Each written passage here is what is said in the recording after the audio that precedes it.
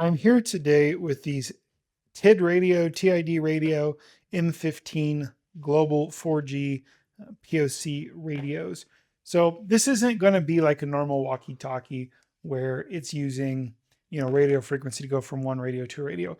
These actually have SIM cards in them. So it's going to be cheaper than a cell phone, but you're still going to be paying for it. Whereas like a traditional radio, something in 2 meter or anything UHF, VHF that's just requires either a license or his family license, like GMRS or FRS or any stuff like that.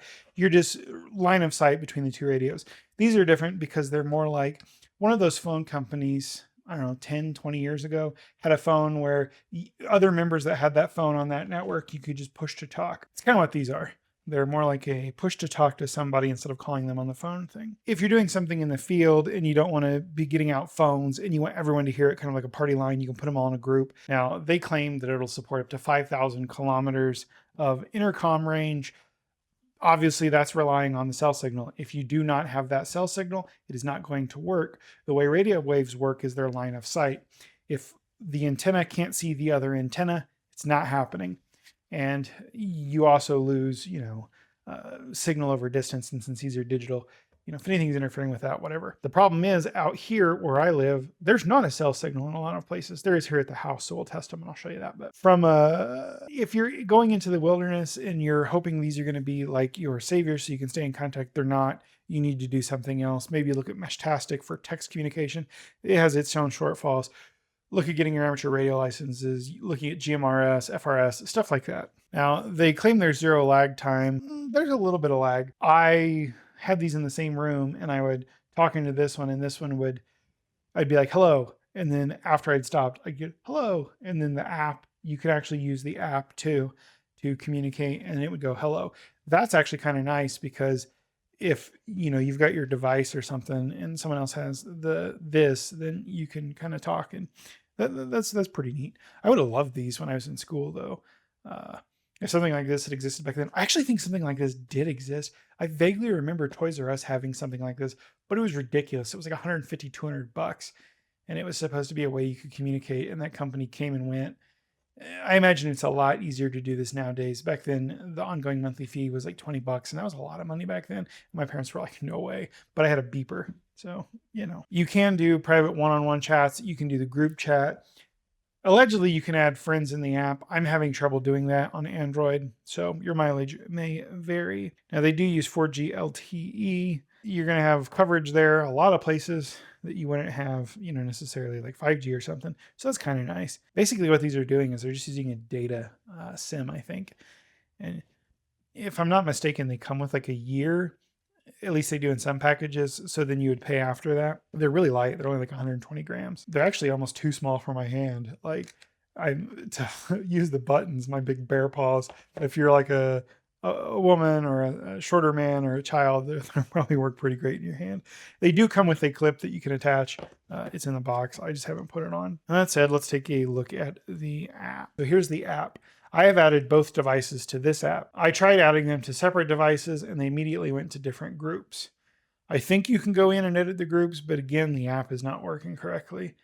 So I put them on the same account on the same device and then they went ahead and joined the same group. Now I will say, when you come in here to add them, don't go to program.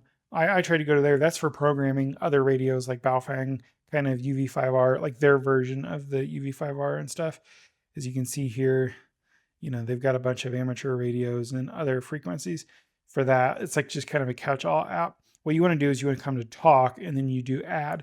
When you put add, it's going to bring up a QR code scanner. The QR code, it'll find the phone, a nearby phone, or not phone, a nearby TID radio, and a QR code will appear on the screen. With my Pixel, it was easy to take a picture. With this behemoth of a phone from Fossabot that I'm testing, this thing weighs over a pound. It's kind of ridiculous. The camera would not adjust the brightness. So it was too bright. So I could not scan it with that phone. So I had to take a picture at this phone, then scan the picture to get it on that account, and then it added. But then one of the devices said it was connected and the other didn't. So I turned it off, turned it back on. Then it was connected. Then I did an update You can go in the menus and updates. There was an update available. It took, I don't know, a minute or something on both radios. When they rebooted, it said device not found, put up the QR code. And then after it connected to the network and did whatever, handshake or whatever, then it said it was connected. But then this one wasn't showing up in the group. So I rebooted it again and then it joined the same group. All right, it's a new day and I've kind of figured these out. I went ahead and updated them again and they seem to be working better.